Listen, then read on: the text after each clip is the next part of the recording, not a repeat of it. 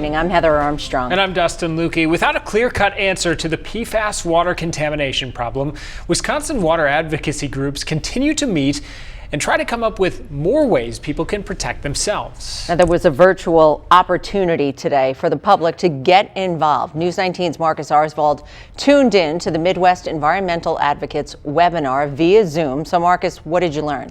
Well, I learned that even though the PFAS problem seems daunting, environmentalists believe people can make real change when it comes to ensuring clean drinking water through everyday decisions.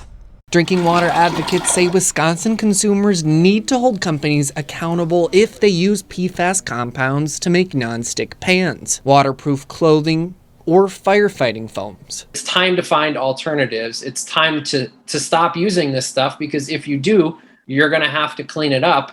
We need those very basic standards in place. They understand it can feel complicated for people not versed in scientific law. What can I do? I can't march up to DuPont or march up to Tyco and insist that they stop using PFAS compounds tomorrow. But there are some things that we can do. Obviously, the standards that we're discussing tonight are really important to show public support for, because we need to get those through. Town and Campbell Supervisor Lee Donahue agrees. More community members need to push Congress and the federal government to make stricter rules. It's such a difficult situation right now with only having advisories and having recommended numbers and recommendations, but there isn't anything codified into law.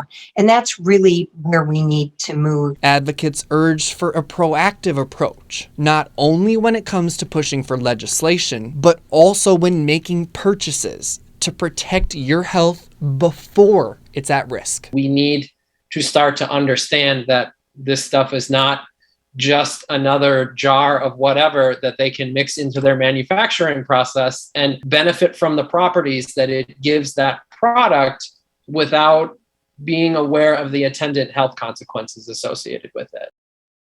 These advocates say it really starts with sharing your stories. Heather, it's crucial to the complicated water quality issue because it might fade away if people don't talk about how it impacts them. All right, so what about cleaning up PFAS contamination that already exists? Did they talk about that? Yeah, that's another big part of their legislative goals. So they're advocating for the PFAS part of the federal infrastructure bill passed recently to include that remediation. All right, thank you, Marcus.